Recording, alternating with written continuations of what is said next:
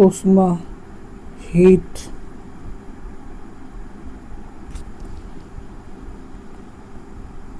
ऊष्मा ऊर्जा का एक रूप है जिसका स्थानांतरण दो निकायों के बीच अथवा किसी निकाय तथा उसके परिवेश के बीच ताप में अंतर के कारण होती है। मात्रक 1 कैलोरी बराबर 4.2 जूल। 1 जूल बराबर 10⁻7 अर्ग। जब ऊर्जा का स्थानांतरित तापांतर के कारण होता है तो उसे ऊष्मा कहते हैं, जबकि ऊर्जा स्थानांतरण तापांतर पर निर्भर नहीं करता है। ऊष्मा का मापन ऊष्मामापी और कैलोरी मीटर से मापा जाता है। हाथ को रगड़ करने में लगा ऊर्जा कार्य, जबकि उत्पन्न ऊर्जा ऊष्मा कहलाता है। ऊष्मा तथा ताप में अंतर। पदार्थ के अणु में गति के कारण ताप उत्पन्न होता है तथा अणुओं की गतिज ऊर्जा के कारण ऊष्मा उत्पन्न होता है। ऊष्मा के बढ़ने से ताप बढ़ता है, क्योंकि ऊष्मा के बढ़ने से अणुओं की गतिज ऊर्जा बढ़ता है तथा गतिज ऊर्जा बढ़ने से अणुओं की गति बढ़ता है। पुनः गति में वृद्धि से ताप में वृद्धि होता है। पानी स्तर, ऊष्मा, तापमान। ऊष्मा एसआई मात्रक जूल, सेल्सियस, कैलोरी या अर्ग। ताप एसआई के सेल्सियस प्रति अंश सेल्सियस।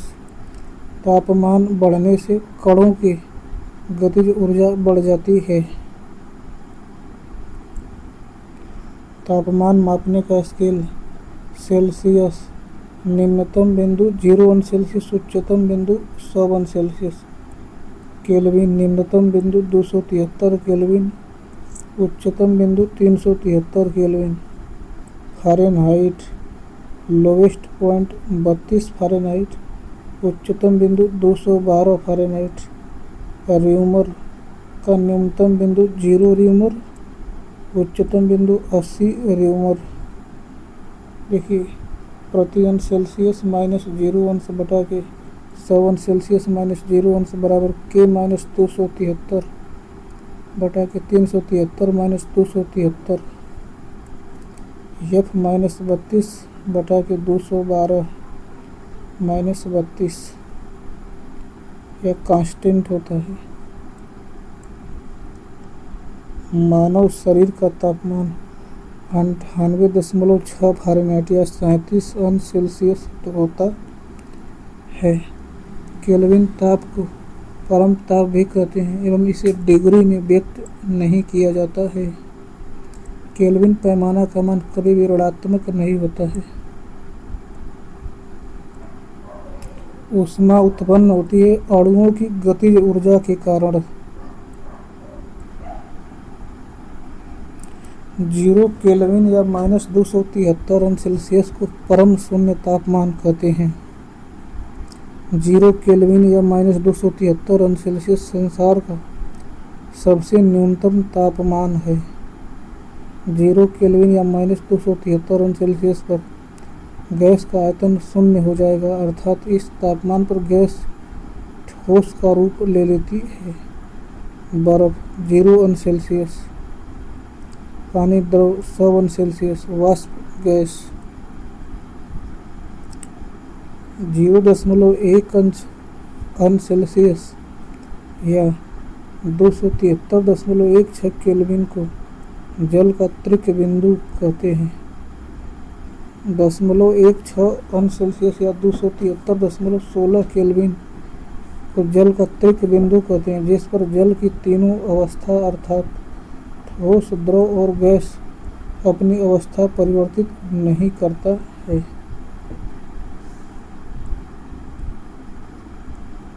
विभिन्न प्रकार के तापमापी का निर्माण गैलीलियो ने किया। द्रव पारा 35 से 42 अंश सेल्सियस अथवा 94 से 108 अंश फ़ारेनहाइट। प्रमुख तथ्य इसे डॉक्टरी तापमापी भी कहते हैं। इसका आविष्कार फ़ारेनहाइट ने किया है। इसमें 36.9 अंश सेल्सियस या 310 केल्विन या 98.6 फ़ारेनहाइट पे लाल निशान बनाता है, जो मानव शरीर का सामान्य ताप है। एल्कोहल -150 अंश सेल्सियस से 350 अंश सेल्सियस, -150 अंश सेल्सियस से 350 अंश सेल्सियस। पारा थर्मामीटर से निम्न ताप मापने में इसका उपयोग ठंडे प्रदेश में किया जाता है। पारा थर्मामीटर से निम्न ताप मापने में इसका उपयोग ठंडे प्रदेश में किया जाता है। गैस तापमापी हाइड्रोजन -200 से 500 अंश सेल्सियस, नाइट्रोजन तापमापी -200 से 1500 अंश सेल्सियस। गैस तापमापी का प्रयोग किया जाता है। द्रव की तुलना में अधिक प्रसार होने के कारण गैस तापमापी का प्रयोग किया जाता है। प्लेटिनम प्रतिरोधी तापमापी, इसमें प्लेटिनम यूज होता है। इसका रेंज -200 अंश सेल्सियस से 1200 अंश सेल्सियस। यह प्रतिरोध ताप गुणांक पर कार्य करता है।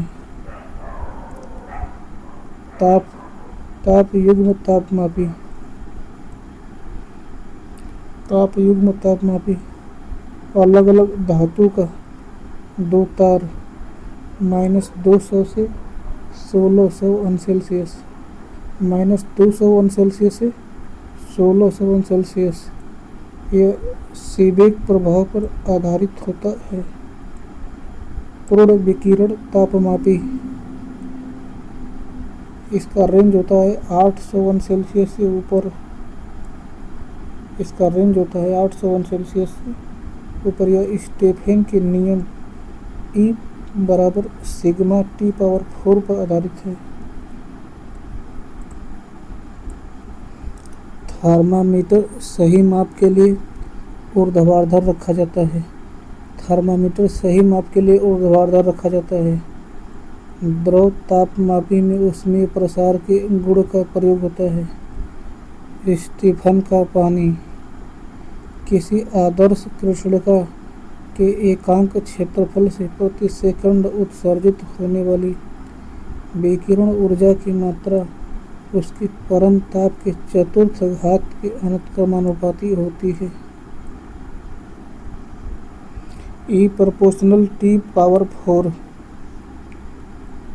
E ∝ T⁴ E बराबर सिग्मा T⁴, जहाँ सिग्मा स्टीफन नियतांक है। सिग्मा का मान 5.67 × 10⁻⁸ वाट मीटर स्क्वायर के पावर 4 होता है। इस नियम को स्टीफन वोल्टेज मान भी कहते हैं। सीबेक इफेक्ट, जब दो अलग अलग धातुओं के तारों को जोड़कर एक बंद परिपथ बनाते हैं तथा इस परिपथ की संधियों को अलग अलग ताप पर रखते हैं, तो परिपथ में एक धारा बहने लगती है, जिसे विद्युत धारा कहते हैं। इस प्रभाव को सीबेक इफेक्ट कहते हैं। Hot side heat flow, T+ΔT cold side electron flow. Thomson effect, जब एकल सामग्री से बने सर्किट से विद्युत धारा गुजारी जाती है तो ताप उत्पन्न होता है। इस प्रभाव को थॉमसन प्रभाव कहते हैं। इसे केल्विन जूल प्रभाव भी कहते हैं। नोट: सीबेक प्रभाव दिया जाता है ताप, उत्पन्न होता है धारा। थॉमसन प्रभाव में दिया जाता है धारा, उत्पन्न होता है ताप। ताप बढ़ने पर आयतन बढ़ता है, इसलिए घनत्व घटता है। ताप बढ़ने से आयतन बढ़ता है, इसलिए घनत्व घटता है। Transmission of heat, conduction, convection, radiation.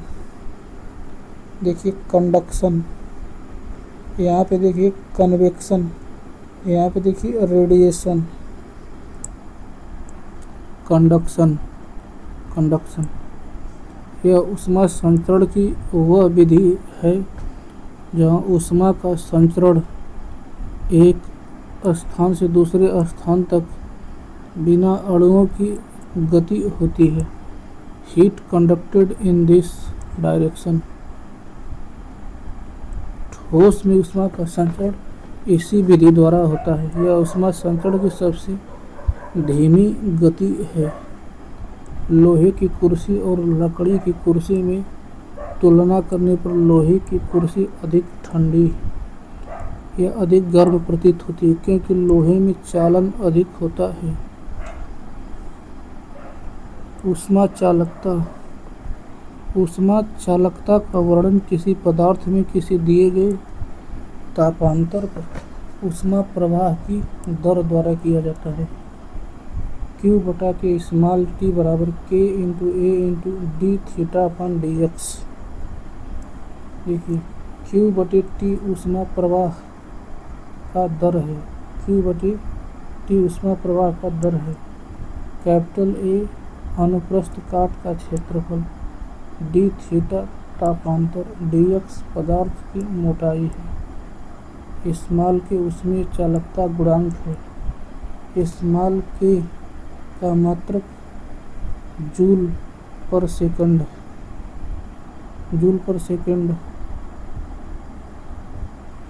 देखिए जूल/के सेकंड मीटर/केल्विन होता है। ऊष्मीय चालकता का क्रम देखिए चांदी का सबसे ज़्यादा, फिर तांबा का, उससे कम सोना, उससे कम एल्युमिनियम, उससे कम जिंक, उससे कम इस्पात, उससे कम लेड, उससे कम पारा, उससे कम बर्फ, उससे कम पानी, उससे कम लकड़ी, उससे कम वायु। कन्वेक्शन। यह ऊष्मा संचरण की वह विधि है जिसमें ऊष्मा का संचरण एक स्थान से दूसरे स्थान तक अणुओं की गति के कारण होता है। द्रव और गैस में ऊष्मा का संचरण इसी विधि द्वारा होता है। Warm molecules, cool molecules.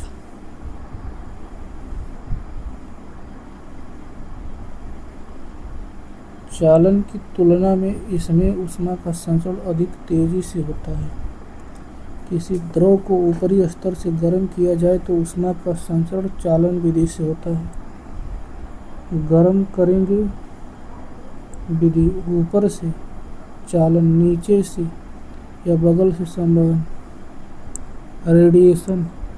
यह ऊष्मा संचरण की वह विधि है जिसमें ऊष्मा का संचरण बिना माध्यम के या माध्यम रहने पर माध्यम को बिना गर्म किए होता है। Thermal energy radiates through space from sun. Thermal energy radiates through air from radiation. ऊष्मा संचरण की सबसे तीव्र विधि विकिरण है। सूर्य की ऊष्मा पृथ्वी तक पहुँचती है विकिरण विधि द्वारा। पानी तथा पृथ्वी से परावर्तित ताप के द्वारा वायुमंडल गर्म होता है। भट्ठी की ऊष्मा मनुष्य तक पहुँचती है विकिरण विधि द्वारा। विधि ऊष्मा का संचरण चालन पदार्थ के अणुओं द्वारा, संवहन पदार्थ के अणुओं की गति द्वारा, विकिरण बिना माध्यम के या माध्यम के साथ। धातु के टेबल पर रखी चाय जल्दी ठंडी हो जाती है। लकड़ी के टेबल की तुलना में, क्योंकि धातु के टेबल में चालन, संवहन, विकिरण, वाष्पीकरण होता है, जबकि लकड़ी टेबल में केवल विकिरण, संवहन, वाष्पीकरण होता है, चालन नहीं होगा। वाष्पीकरण, संवहन, विकिरण। धातु, लकड़ी। सामान्य शरीर का तापमान 37 अंश सेल्सियस होता है। ठंडी के दिनों में कपड़ों का कार्य है शरीर की ऊष्मा को बाहर जाने से रोकना। टुंड्रा प्रदेशों में एस्किमो बर्फ की दोहरी दीवार बनाकर रहते हैं, क्योंकि दोहरी दीवार के बीच की हवा ऊष्मा की कुचालक होती है। Newton's law of cooling, Newton का शीतलन नियम। बहुत अधिक गर्म से थोड़ा ठंडा होने में जितना समय लगता है, थोड़ा ठंडा से पूरा ठंडा होने में उससे अधिक समय लगेगा। इस नियम के लागू होने का दो शर्त है।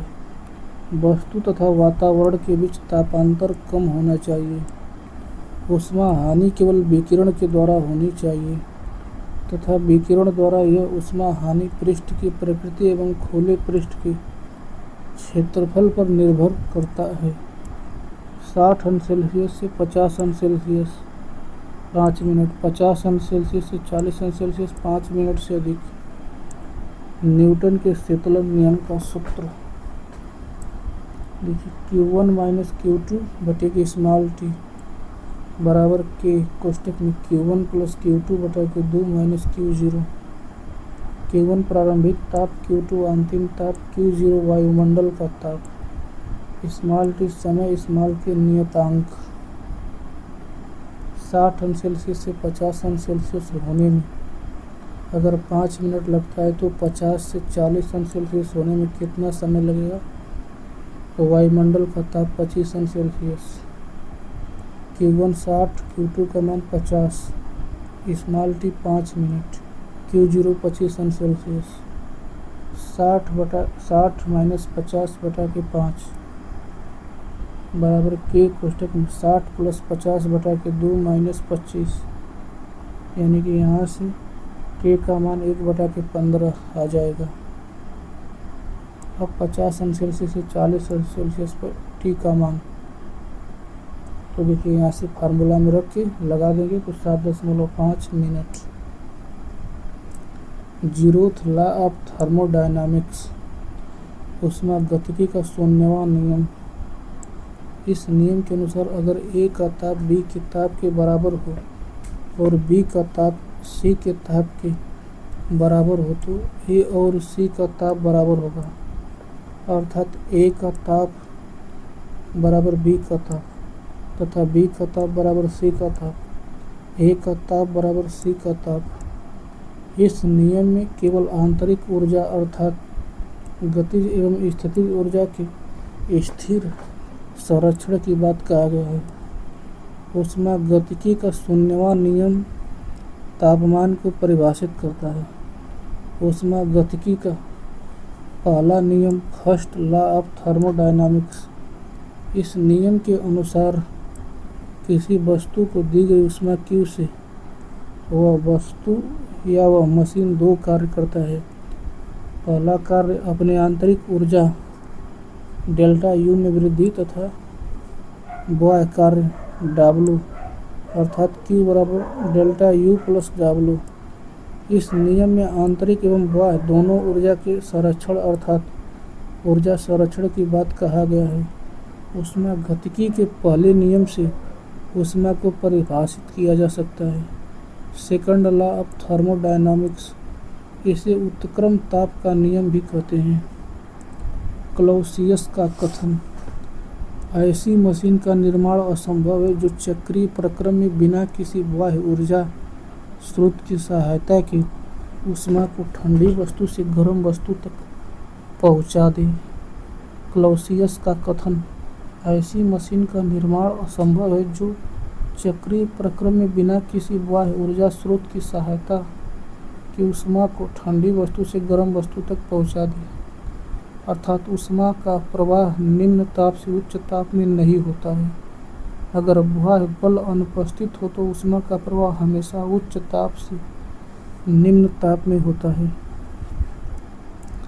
केल्विन प्लांक का कथन, किसी भी ऐसे ऊष्मा इंजन का निर्माण असंभव है जो चक्रीय प्रक्रम में किसी स्रोत से ऊष्मा लेकर कार्यकारी पदार्थ के बिना ऊष्मा के ह्रास के उसी कार्य में बदल दे, अर्थात किसी भी मशीन की दक्षता 100% से कम होती है।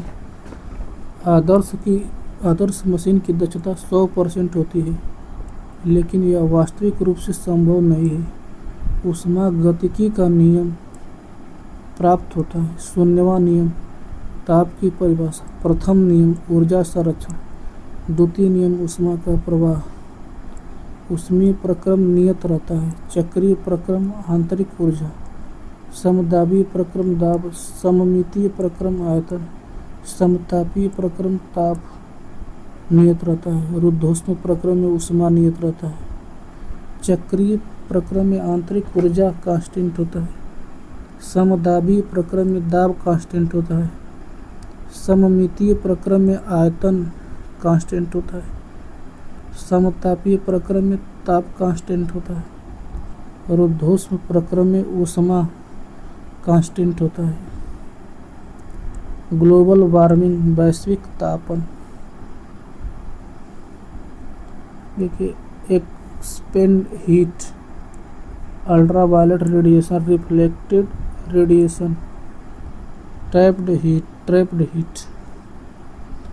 पृथ्वी पर तापमान का बहुत अधिक बढ़ना या धीरे धीरे बढ़ना ग्लोबल वार्मिंग कहलाता है। ग्लोबल वार्मिंग मुख्यतः CO2 गैस के कारण होती है। पृथ्वी पर सूर्य के द्वारा छोड़े गए अवरक्त किरणों को CO2 आने तो देता है लेकिन जाने नहीं देता, जिसके कारण पृथ्वी का तापमान दिन प्रतिदिन बढ़ता जा रहा है। सूर्य से दो प्रकार की किरणें निकलती हैं, अवरक्त पराबैंगनी। पराबैंगनी किरणों को ओजोन परत द्वारा अवशोषित कर लिया जाता है। CFC के द्वारा ओजोन परत का नाश हो रहा है, जो AC तथा रेफ्रिजरेटर से निकलती है। नोट: चाँद पर वायुमंडलीय ताप का रेंज 120 से 110 सेल्सियस होता है। बीन का विस्थापन नियम। इस नियम के अनुसार अधिकतम उत्सर्जन क्षमता के लिए तरंगदैर्घ्य का मान लैम्ब्डा कृष्णिका के परम ताप T के व्युत्क्रमानुपाती होता है। बीन का विस्थापन नियम। इस नियम के अनुसार अधिकतम उत्सर्जन क्षमता के लिए तरंगदैर्घ्य का मान लैम्ब्डा कृष्णिका के परम ताप T के व्युत्क्रमानुपाती होता है। Delta M proportional 1/T। Delta M बराबर B गुणे के 1/T। Lambda M into T बराबर स्मॉल b। स्मॉल b नियतांक है। स्मॉल b बराबर 2.9 गुणे 10⁻³ मीटर केल्विन।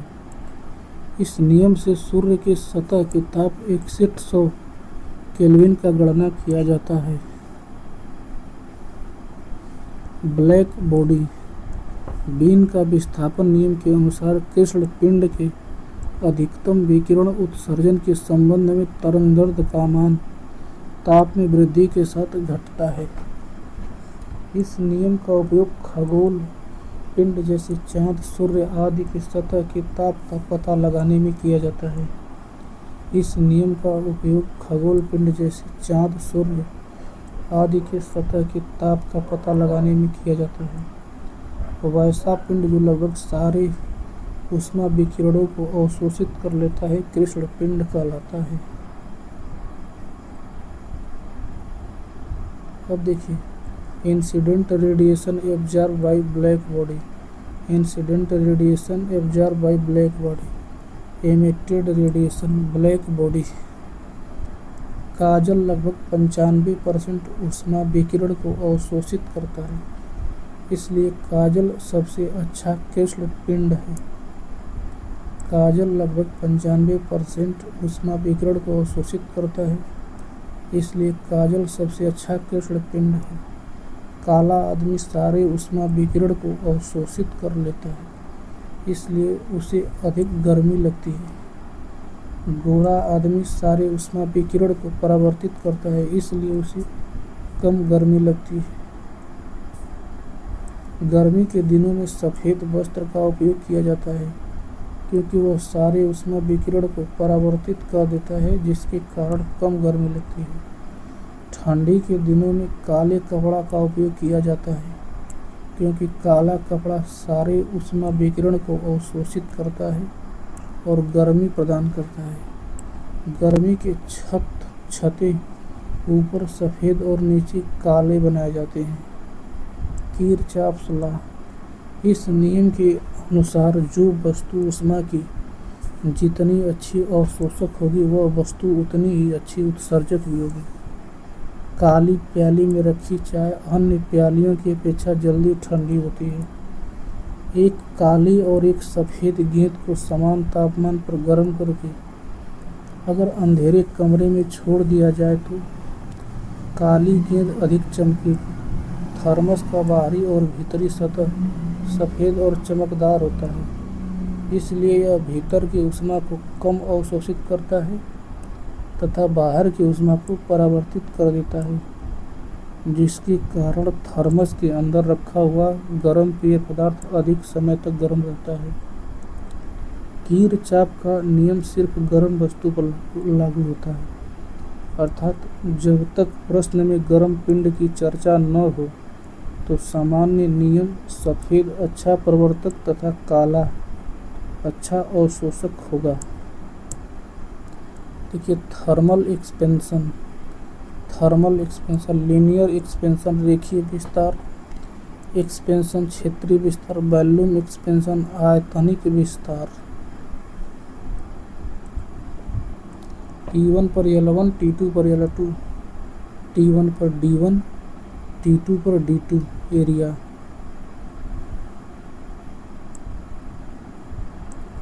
अधिकतर धातुएं गर्म करने के बाद फैलती है, जिसे प्रसार गुणांक द्वारा दर्शाया जाता है। उसमें प्रसार का क्रम ठोस कम, इससे ज़्यादा द्रव, इससे ज़्यादा गैस। प्रसार गुणांक 3 प्रकार के होते हैं। रेखीय प्रसार गुणांक, जब किसी वस्तु को गर्म करते हैं तो उसकी लंबाई में अगर परिवर्तन होता है तो उसे रेखीय प्रसार गुणांक द्वारा दर्शाते हैं। LF बराबर LI कोष्टक में 1 प्लस अल्फा थीटा। LF बराबर LI कोष्टक में 1 प्लस अल्फा थीटा। LF अंतिम लंबाई, LI प्रारंभिक लंबाई, थीटा ताप में अंतर, अल्फा रेखीय प्रसार गुणांक। कुछ पदार्थ का रेखीय प्रसार गुणांक, पदार्थ रेखीय प्रसार गुणांक के इनवर्स। पीतल का रेखीय प्रसार गुणांक 1.8 गुणे 10 के पावर -5। तांबा 1.7 गुणे 10 के पावर -5। लोहा 1.2 गुणे 10 के पावर -5 प्रति केल्विन। चांदी 1.9 गुणे 10 के पावर -5 प्रति kelvin. Area expansion of coefficient beta, जब किसी वस्तु को गर्म करते हैं तो उसके क्षेत्रफल में अगर परिवर्तन होता है तो उसे क्षेत्रीय प्रसार गुणांक कहते हैं। AF बराबर AI कोष्टक में 1 प्लस बीटा थीटा। AF अंतिम क्षेत्रफल, थीटा ताप में अंतर, AI प्रारंभिक क्षेत्रफल, बीटा क्षेत्रीय प्रसार गुणांक।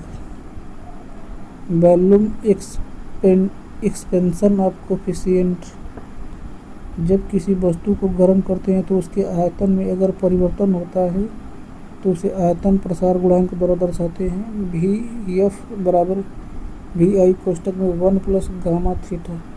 VF अंतिम आयतन, VI प्रारंभिक आयतन, थीटा ताप में अंतर, गामा आयतन प्रसार गुणांक।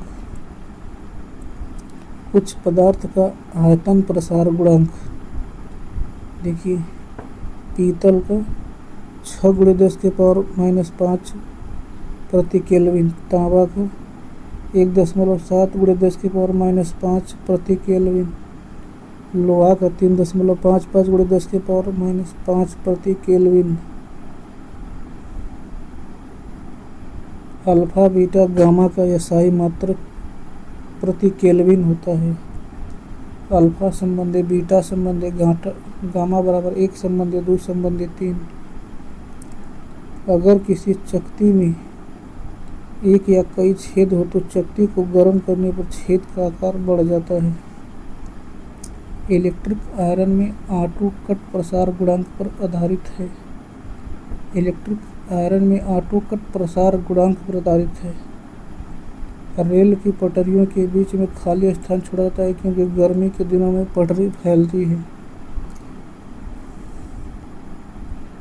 चूँकि गर्मियों के दिनों में धातुओं का प्रसार होता है, यह रेखीय प्रसार गुणांक पर आधारित है। कुछ ऐसे पदार्थ हैं जिसे गर्म करने पर आयतन बढ़ता है। घी, नारियल का तेल, धातु की प्लेट तथा मोम। दाब बढ़ाने पर क्वथनांक गलनांक बढ़ता है। कुछ पदार्थ ऐसे हैं जिसको गर्म करने पर आयतन घटता है। पानी, बर्फ, ढलवा लोहा, बिस्मथ। दाब बढ़ाने पर क्वथनांक गलनांक घटता है। बर्फ के दो टुकड़ों को अगर आपस में दबाया जाता है तो दाब बढ़ाने पर गलनांक घट जाता है। पहाड़ पर रखी बर्फ नीचे से पिघलती है क्योंकि नीचे दाब अधिक होने के कारण गलनांक कम हो जाता है। गलनांक शुद्ध पदार्थ ज़्यादा होता है अशुद्ध पदार्थ से। जल का असामान्य प्रसार एवं नॉर्मल एक्सपेंशन ऑफ वाटर। बर्फ, आयतन, पानी 4 अंश सेल्सियस तापमान 0 अंश सेल्सियस पर। देखिए आयतन 0 अंश सेल्सियस पर, 4 अंश सेल्सियस पर। देखिए 0 अंश सेल्सियस, 4 अंश सेल्सियस तापमान बढ़ाते हैं। देखिए घनत्व 0 अंश सेल्सियस पर कम, 4 अंश सेल्सियस पर ज़्यादा। जल का आयतन 4 अंश सेल्सियस पर न्यूनतम होता है। जल का घनत्व 4 अंश सेल्सियस पर अधिकतम होता है। अगर जल को 2 से 6 अंश सेल्सियस तक गर्म किया जाता है तो पहले आयतन घटता है, फिर न्यूनतम होता है और फिर बढ़ता है। अगर जल को 2 अंश सेल्सियस से 6 अंश सेल्सियस तक गर्म किया जाता है तो पहले घनत्व बढ़ता है, फिर महत्तम होता है और फिर घटता है। नोट: बर्फ के पिघलने के बाद आयतन घटता है। बर्फ के पिघलने के बाद आयतन घटता है। अगर किसी गिलास में पानी है, उसमें बर्फ का टुकड़ा डाल दिया जाता है तो बर्फ के पिघलने के बाद गिलास के पानी के आयतन में कोई परिवर्तन नहीं होगा। पानी का घनत्व 1000 किलोग्राम पर मीटर क्यूब। पानी का घनत्व 1000 किलोग्राम पर मीटर क्यूब। बर्फ का घनत्व 900 किलोग्राम पर मीटर क्यूब।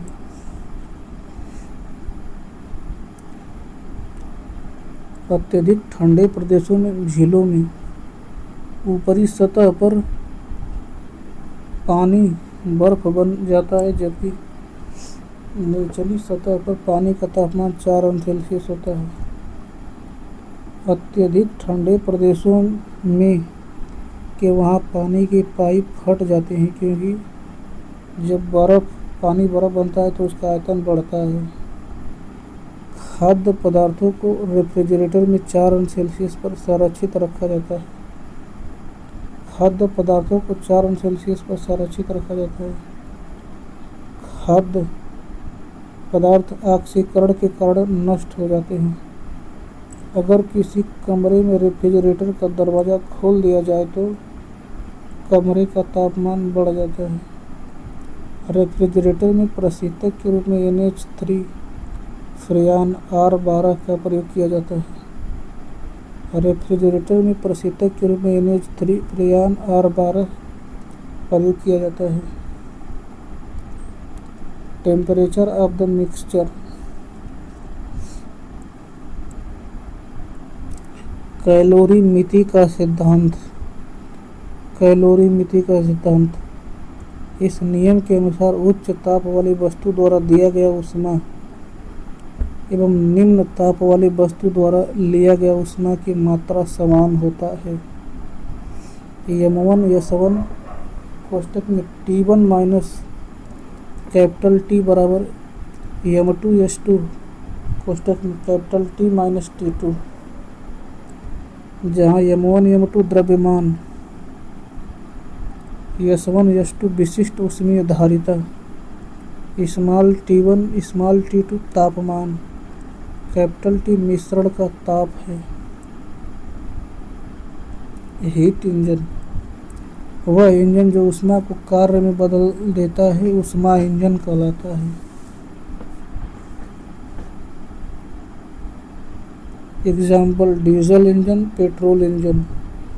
ऊष्मा इंजन की दक्षता, अगर कोई ऊष्मा इंजन T1 तापमान पर Q1 ऊष्मा लेता है तथा T2 तापमान पर Q2 ऊष्मा देता है तो ईटा बराबर T1 माइनस T2 बटा के T1 गुणे 100 बराबर Q1 माइनस Q2 बटे Q1 गुणे 100।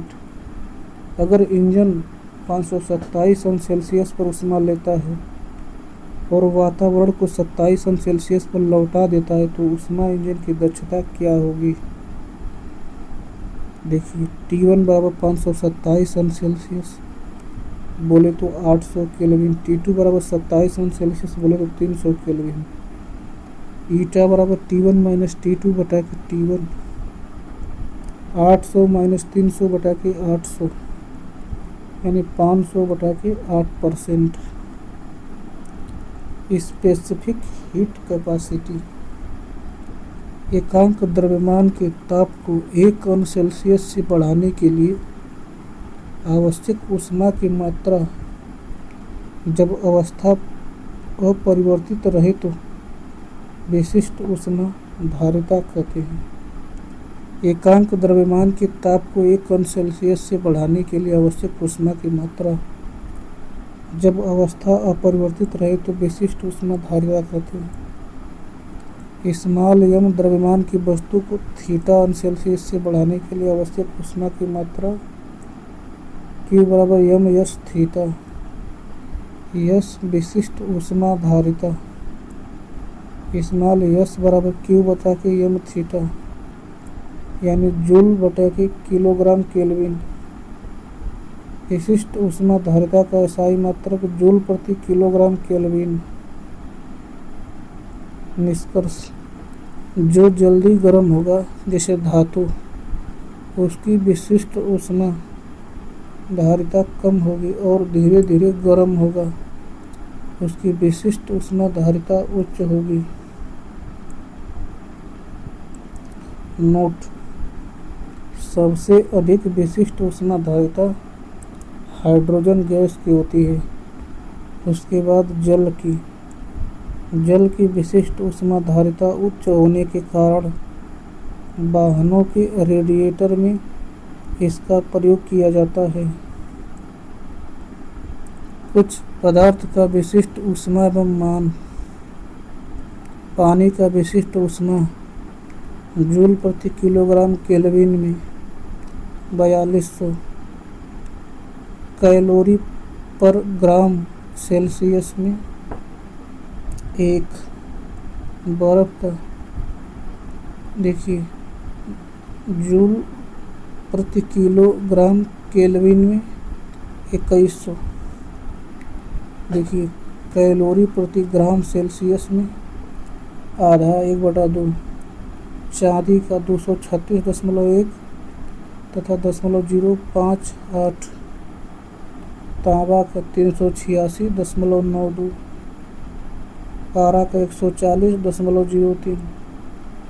लोहा का 450.108। स्टील का 420। देखिए सीरियस में 0.115। विशिष्ट ऊष्मा का क्रम, गैस का सबसे ज़्यादा, द्रव का उससे कम, ठोस का सबसे कम। जल की विशिष्ट ऊष्मा मिट्टी अथवा रेत की विशिष्ट ऊष्मा की अपेक्षा 5 गुनी अधिक होती है। जल की विशिष्ट ऊष्मा मिट्टी अथवा रेत की विशिष्ट ऊष्मा की अपेक्षा 5 गुनी अधिक होती है। खाना पकाने के बर्तन का गुण होना चाहिए उच्च ऊष्मीय चालकता, निम्न विशिष्ट ऊष्मीय धारिता एवं उच्च गलनांक। जल की विशिष्ट ऊष्मा धारिता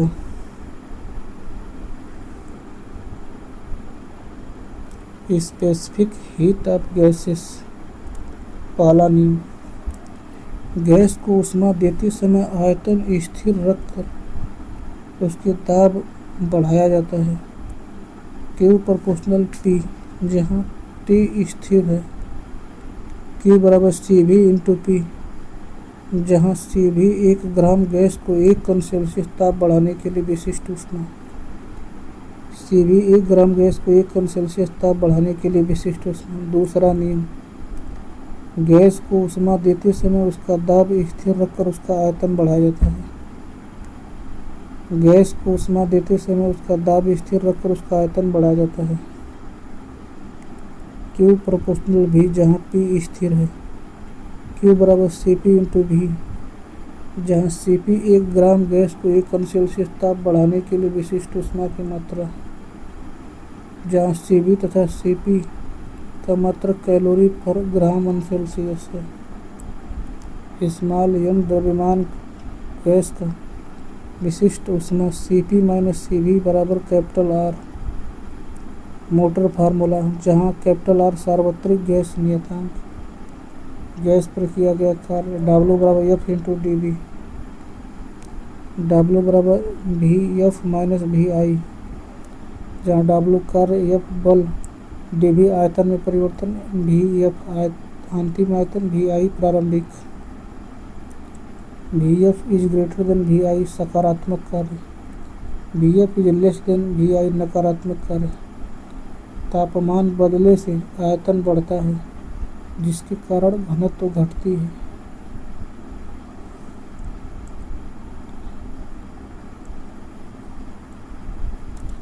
ताप बढ़ाएंगे तो घनत्व घटेगा, आयतन बढ़ेगा। ताप घटाएंगे तो घनत्व बढ़ेगा, आयतन घटेगा। विशिष्ट ऊष्माधारिता पदार्थ की प्रकृति पर निर्भर करती है, जबकि ऊष्माधारिता पदार्थ के तापांतर पर निर्भर करता है। ऊष्माधारिता, ताप में अंतर के कारण किसी वस्तु की ऊष्मा धारण करने की क्षमता ऊष्मीय धारिता कहलाती है। Q प्रोपोर्शनल थीटा, Q बराबर H थीटा। Q ऊष्मा, थीटा तापांतर, H ऊष्मा धारिता।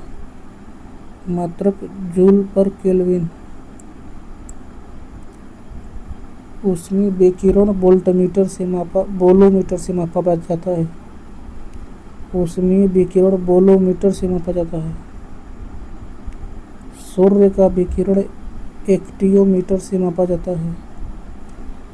ऊष्मीय विकिरण विद्युत चुंबकीय तरंग के रूप में प्रकाश के चाल से सीधी रेखा में चलता है। ऊष्मीय विकिरण की तीव्रता बीच के मार्ग की दूरी के वर्ग के व्युत्क्रमानुपाती होती है। ऊष्मीय चालकता का समूहन। ऊष्मीय चालकता का समूहन श्रेणी क्रम, जब समान लंबाई के दो चालक को जोड़ने पर संयुक्त छड़ का ऊष्मीय चालकता है। K बराबर 2K1 K2 बटे के K1 प्लस K2। दो समान लंबाई के धातु के छड़ का ऊष्मीय चालकता 20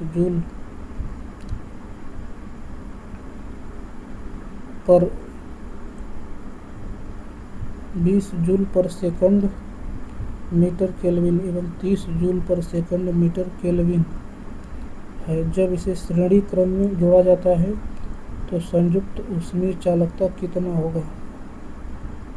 देखिए, K बराबर 2K1 K2 बटा के K1 प्लस K2, 2 गुणे के 20 गुणे 30 बटा के 20 प्लस 30, यानी 24 जूल पर केल्विन मीटर सेकंड।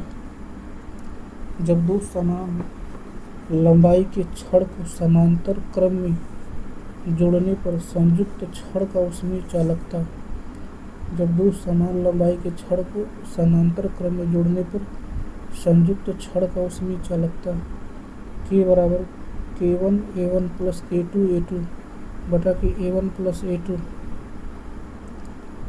जहाँ K1 प्रथम का ऊष्मीय चालकता, K2 दूसरा ऊष्मीय चालकता, K ऊष्मीय चालकता, A1 प्रथम का क्षेत्रफल, A2 दूसरा A2 दूसरा का क्षेत्रफल।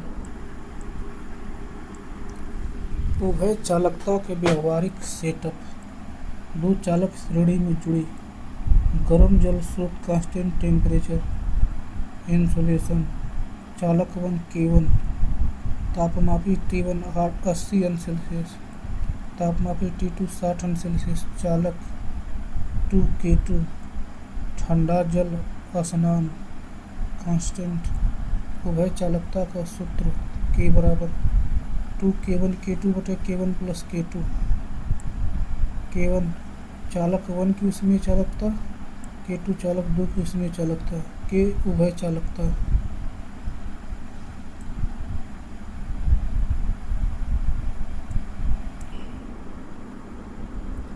अलग अलग लंबाई की तार का संयुक्त ताप थीटा बराबर K1 D2 theta 1 plus K2 D1 theta 2 बटा के K2 D1 plus K1 D1।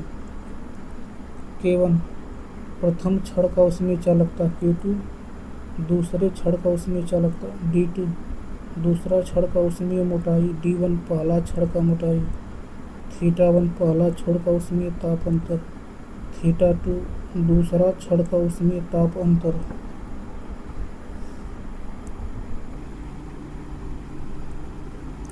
यदि तार A का ऊष्मीय चालकता 5 जूल पर केल्विन सेकेंड, मीटर, मोटाई 5 मीटर एवं ताप अंतर 15 अंश सेल्सियस एवं तार B का ऊष्मीय चालकता 10 जूल पर केल्विन सेकेंड, मीटर, मोटाई 10 मीटर एवं ताप अंतर 20 अंश सेल्सियस हो तो संयुक्त तार का ताप क्या होगा?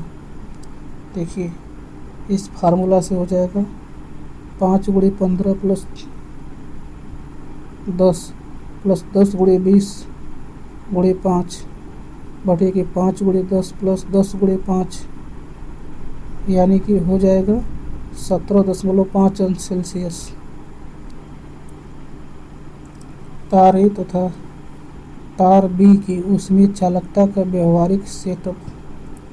गर्म जल स्रोत, तापमान 20 अंश सेल्सियस, संधि तापमान थीटा 1 15 अंश सेल्सियस, संधि तापमान थीटा 2 10 अंश सेल्सियस। ठंडा जल स्रोत, तापमान 10 अंश सेल्सियस। तार ए K1, तार बी K2। लंबाई माप मीटर। देखिए,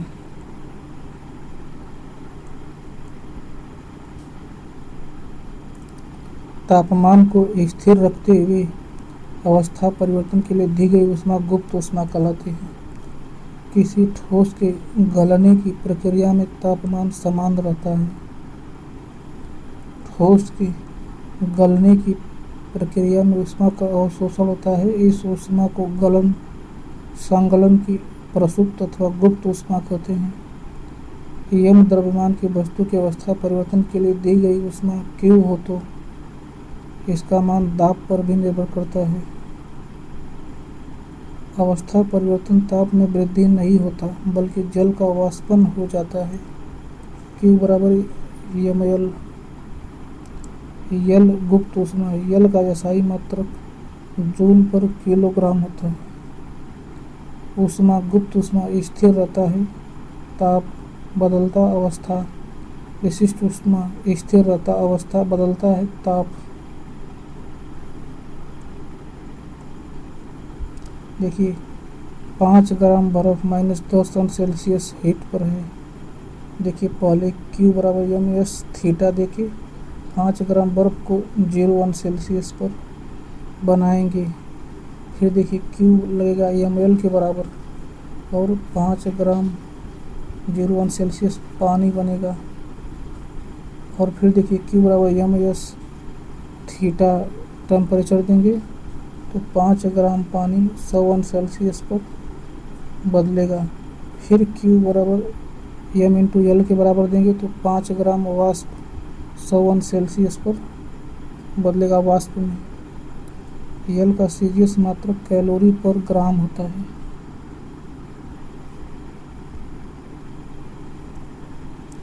बर्फ के गलन की गुप्त ऊष्मा 3.36 गुणित 10⁵ जूल पर किलोग्राम अथवा 80 कैलोरी पर ग्राम होता है। जल के वाष्पन की गुप्त ऊष्मा 2.25 गुणित 10⁶ जूल पर किलोग्राम अथवा 540 कैलोरी पर ग्राम होता है। 1 BTU ब्रिटिश थर्मल यूनिट बराबर 252 कैलोरी। भाप से अधिक जलन होती है गर्म पानी की तुलना में, क्योंकि भाप की गुप्त ऊष्मा गर्म पानी से अधिक होती है। पदार्थ की अवस्थाएं यानी ठोस, द्रव और गैस दाब और तापमान के द्वारा तय होती हैं।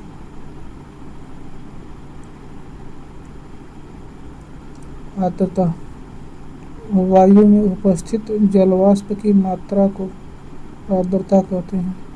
आपेक्षिक आर्द्रता वायु के निश्चित आयतन में उपस्थित आर्द्रता एवं उसी आयतन को संतृप्त करने के लिए आवश्यक आर्द्रता की मात्रा को सापेक्षिक आर्द्रता कहते हैं। आर्द्रता को हाइग्रोमीटर से मापते हैं।